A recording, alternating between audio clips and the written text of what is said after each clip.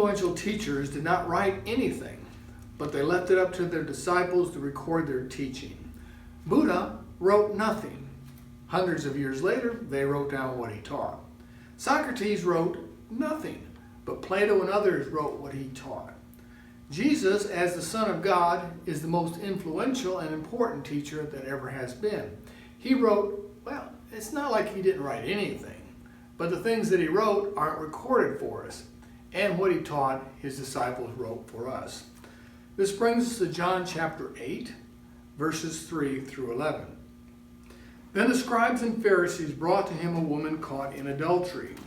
And when they had set her in the midst, they said to him, Teacher, this woman was caught in adultery, in the very act. Now Moses in the law commanded us that such should be stoned. But what do you say? This they said, testing him, that they might have something of which to accuse him. But Jesus stooped down and wrote on the ground with his finger, as though he did not hear. So when they continued asking him, he raised himself up and said to them, He who is without sin among you, let him throw a stone at her first. And again he stooped down and wrote on the ground. Then those who heard it, being convicted by their conscience, went out one by one, beginning with the oldest, even to the last. And Jesus was left alone, and the woman standing in the midst. When Jesus had raised himself up and saw no one but the woman, he said to her, Woman, where are those accusers of yours? Has no one condemned you? She said, No one, Lord. And Jesus said to her, Neither do I condemn you. Go and sin no more.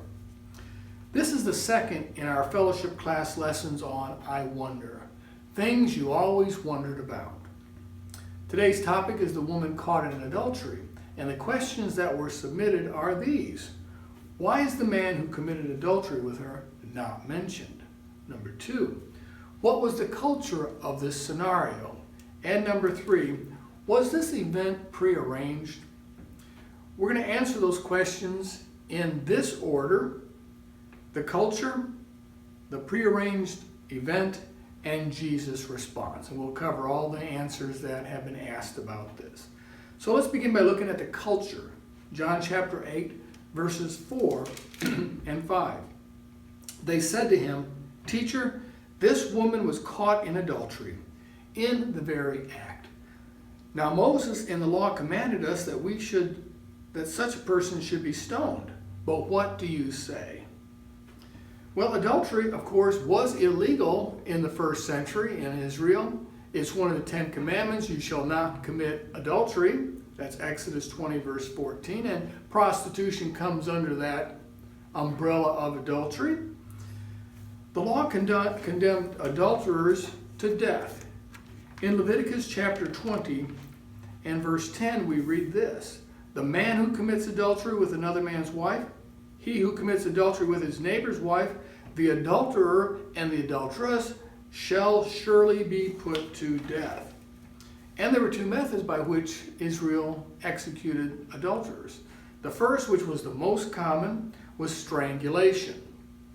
The second, which was not as common, but seems to be the most common to us, but it wasn't, was stoning. Stoning was reserved for virgins who committed adultery.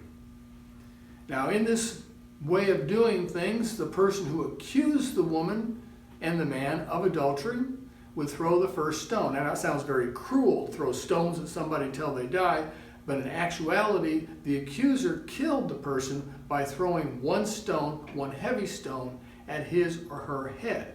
And then the crowd would throw stones on top of that body, and you would have a heap of stones. Now, the purpose of this heap of stones was twofold. Number 1, it was to deny the person who was executed a dignified death. And second, it was to create a memorial, a warning to those that might think about committing that same sin. Punishment, however, for adultery was pretty rare. It did not happen very often. Now, I'm going to give you some information from a book called the Mishnah. The Mishnah was a book that was written by the Jews.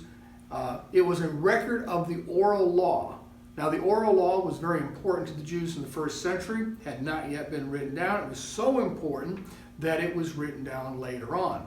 But this is a correct representation of what the scribes and the Pharisees and the religious leaders believed about the Bible and the moral law. According to the Mishnah, before a person could be condemned for adultery, there had to be 2 male witnesses. And these 2 male witnesses had to be unrelated. And neither of those witnesses could be involved in the adulterous affair. The witnesses were required to warn the couple before they committed the act. They were supposed to warn them that if you do this thing, then you will be guilty of a terrible sin and you will be executed. Now, commentators on this whole idea of adultery in Bible times and logic demand that the punishment would be rare. Think about it. 2 people have to see you about to commit adultery.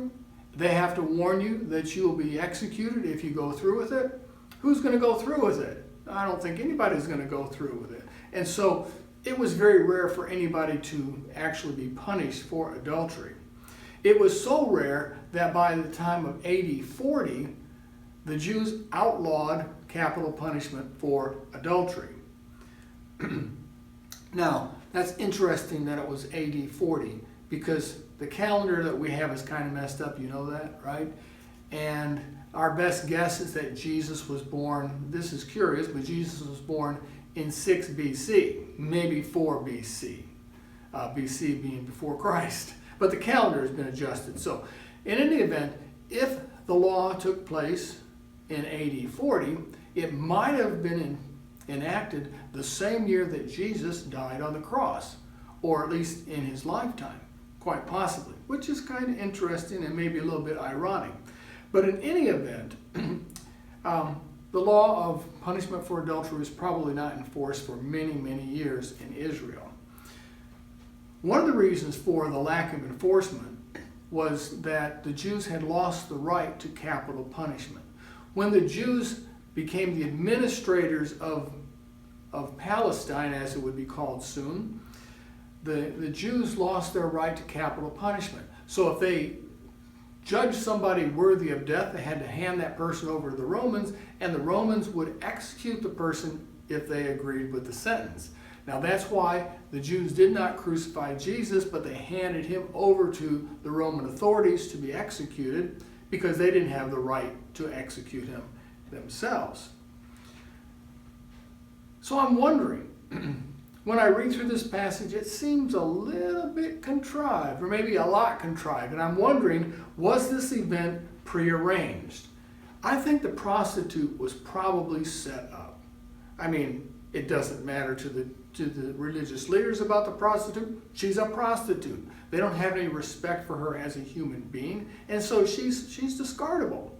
In any event, she probably was set up. Now, if you think about it, prostitution is a private act. It's done behind closed doors. Nobody keeps the doors open. Everybody closes the door. They pull the shades. They pull the shutters in that case. And it's done in the dark. It's done at night. How could these men discover this act of prostitution, this act of adultery? It was done in the dark. John chapter 8, verses 2 through 3 tells us something about the time that this happened. Early in the morning, he came into the temple, and all the people came to him, and he sat down and taught them. Then the scribes and Pharisees brought to him a woman caught in adultery. So apparently dawn had just taken place, it had been dark, and this was the time when someone would be engaged in prostitution in those days. But I have a bigger question, and that is, what were the religious leaders doing walking through town at night? That's pretty suspicious to me. Well, nevertheless, they were trying to trick Jesus. The Bible tells us they were trying to destroy him in John chapter 8 and verse 4. Then they said to him, "Teacher, this woman was caught in adultery in the very act." Now Moses, in the law, commanded us that such should be stoned. But what do you say? This they said, testing him. that they might have something of which to accuse him. So they were trying to trick Jesus. Now, if you think about it, it's a no-win situation. If he said, well, execute the woman, he's opposing Rome. If he opposes Rome, then the religious leaders, the scribes and the Pharisees, are going to report him to Rome so that he might be punished, because now he is opposing Roman law. And the law on the Romans said that the Jews couldn't execute on their own. Subsequently, Rome would arrest him and his ministry would be destroyed, because he'd either be destroyed himself or he'd be sold into slavery, or something would happen, and at the very least he would lose his standing with the people.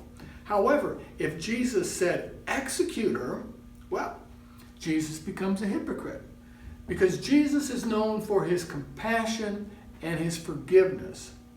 And he was known to hang out with, remember these two phrases? Publicans and sinners. Now, publicans, you probably know, were tax collectors. But did you know that sinners was a code word for prostitutes? Jesus was known to hang out with tax collectors and prostitutes. So if Jesus said, let her go, he was opposing the Mosaic law. And adultery was outlawed by Moses. So he couldn't say one or the other without being in trouble. So let's look at Jesus' response. It's pretty clever. Of course, he was the smartest person who ever had been born. John records that he wrote in the dirt with his finger twice. Twice. Once in verse 6.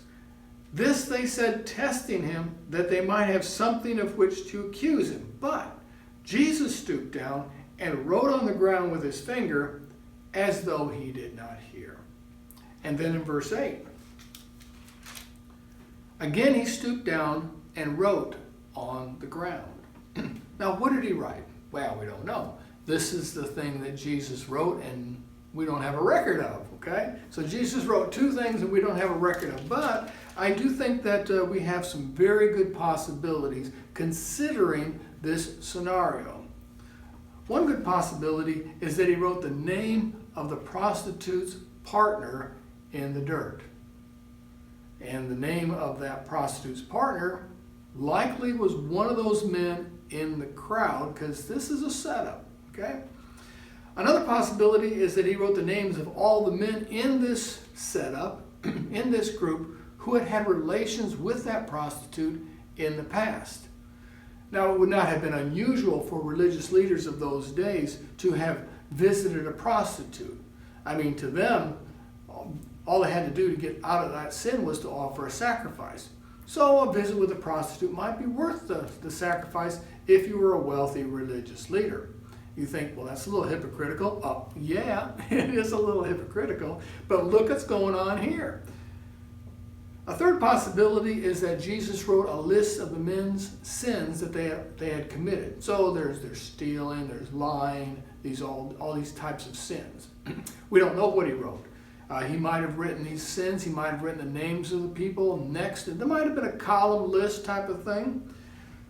But one thing he was doing in responding was he was forcing the accusers to make the decision that they tried to force him to make. Look at verse 7. So when they continued asking him, he raised himself up and said to them, he who is without sin among you, let him throw the first stone. Okay, so he is saying the very first person that saw this, the first witness, you are to throw the stone, because that's what the law required. The first person to witness a capital crime was to throw the stone that would kill the person by throwing the giant stone at the person's head. If the first witness was the one who set all this up, and that's likely, then it's public hypocrisy. It's possible that the first witness, in violation of the law, of course, was a participant in this adulterous act. That would certainly be the ultimate hypocrisy, wouldn't it?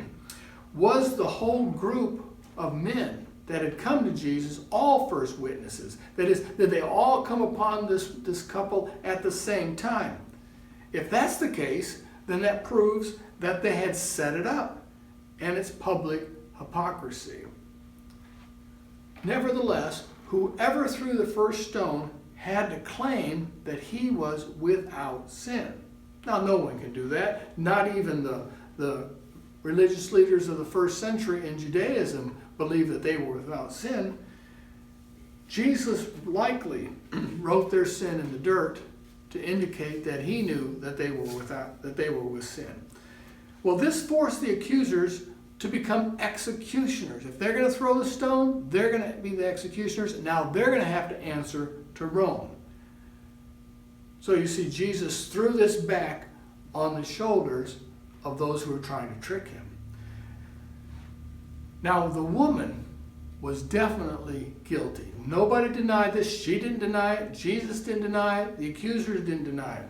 But Jesus was filled with compassion for this woman because she had had a history of being used by men. And now the religious leaders bring her before Jesus and try to use her one more time in order to destroy Jesus' ministry. So Jesus had something to say to her in verse 10. When Jesus had raised himself up and saw no one but the woman, he said to her, "Woman, where are those accusers of yours? Has no one condemned you?" She said, "No one, Lord." And Jesus said to her, "Neither do I condemn you. Go and sin no more." That's pretty good advice for the woman. It's pretty good advice for you and me. May God bless you.